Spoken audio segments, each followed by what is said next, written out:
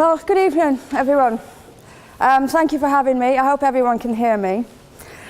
How to respond to a lot of this? First of all, on the bar, you said you admitted yourself that the bar had been set quite high. I would suggest, though, that the burden of proof is on the proposer rather than on us. It quite clearly says Islam is a religion of peace. I suggest you prove it. We've also been told here tonight when we opened that this debate must take place in the real world. Well, absolutely, yes, it must. It must take place in the real world. And I will describe what Islam is doing in the real world. We can sit and we can debate theocracy day in, day out. We will never agree. We can debate, is there a God, isn't there a God, is the Quran real, isn't it? None of it actually matters. What matters is what happens in the real world, as my opponent quite rightly said.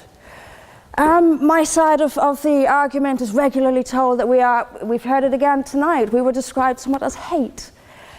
We were told that we are demonizing Islam, whipping up fear of Islam. Not the first time I've been accused of this, probably won't be the last. But let me just say, and let's take this into the real world as we've been advised to do, let me tell you what actually whips up fears of Islam. We take it from the top: 9/11, the London Underground bombings, Madrid, Mumbai, Mali, Bali, northern Nigeria, Sudan, Afghanistan, Saudi Arabia, Iran, Yemen, Pakistan, death for apostasy, death for blasphemy, death for adultery, death for homosexuality, gender segregation, gender discrimination, unequal testimony between men and women in legal proceedings, child marriage, amputations, beheadings, imprisonment for being raped, anti-Semitism, burqas, execution, as I've said, for this, that and the other, the slaughter of Theo van Gogh on the streets of Amsterdam, death threats on the streets of London, butcher those who insult Islam, Muslim patrols in East London telling people they are entering Sharia-controlled zones, polygamous marriages, marriage not requiring the consent of the bride. This is what causes fear of Islam. It is not me, it is not my colleagues on this side. What information on that point? If Islam and Muslims are responsible for the Muslim patrols... I'm not finished. I'm not. I mean, let me speak on. But the point is that it is not I or my fellow debaters on this side who are causing fear of Islam. It is the actions of Muslims that are causing fear of Islam. That is the real world. That is where we actually live. Then we'll be told that this is just the extreme fringe of Islam. Well, let me have a look at Saudi Arabia. Saudi Arabia is the birthplace of Islam, the custodian of its holy sites.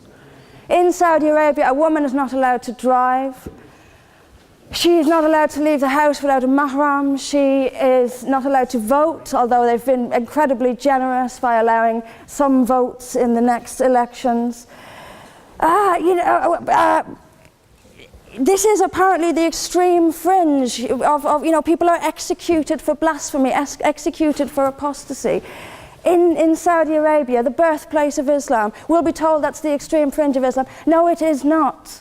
Calling Saudi Arabia the extreme fringe of Islam is like calling the Vatican the extreme fringe of Catholicism. Sorry, it just doesn't work.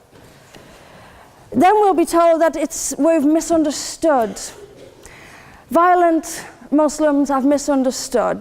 Saudi Arabia has misunderstood. Iran, which stones people to death for adultery, has misunderstood. Yemen, which marries children at the age of 9, has misunderstood. Has there ever been a more spectacularly misunderstood religion than Islam? It seems that these nations who apply it as their laws, nations which have the Quran as their constitution, innumerable nations, where there is no free speech, where there is no freedom of religion, they've all got it wrong. They've all got it wrong. It's quite a spectacularly misunderstood religion. There's just so much. I'm constantly told as well that I need to respect Islam. I'm never quite given a good enough reason why. I am under no greater obligation to respect Islam than I am any other beliefs. I'm under no more obligation to respect a woman oppressed in the name of Islam than if she is oppressed by the BNP or anyone else.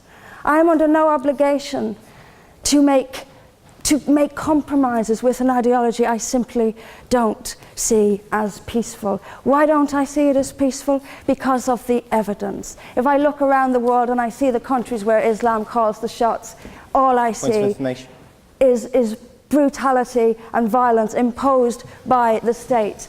We were told that peace is not just the absence of violence but the presence of justice. Absolutely. I do not see how in a nation where, as the only woman here, I have some particular issues with the way women are treated in Islamic states. Now you can argue that they've got it wrong. Tell them that, because they seem to think that's what it is. Yes, I mean, there's so much to say about it, but is there a peaceful Islam? Yes, there is. It's in the hearts of peaceful Muslims. Unfortunately, though, there's also a rather more objective Islam, and peaceful Muslims have to do some really rather creative interpretation, like the command to beat her. I've seen Muslim women. I didn't stand up for you. Well, I didn't. So if you could just have a bit. I knew this would happen. I knew this would happen, by the way. I knew this would happen. What I'm saying is completely controversial and will be booed and shouted down, and I have no doubt my colleagues the same. I knew this would happen. You say anything negative, you'll get the boos. I'm actually going to leave it there. But I will finish just by saying this. There are hundreds of millions of peaceful Muslims. That is a fact.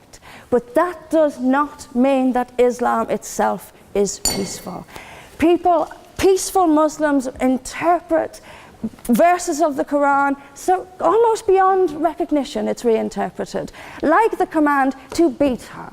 It's there in the Quran, and I've seen Muslim women try to dance around it. They put words in there that simply aren't there. That's what it says. It says beat her. And in the countries where the Quran calls the shots, that is exactly what they do. This is not peace. This is not justice. Islam is not a religion of peace, as the evidence shows us. Thank you.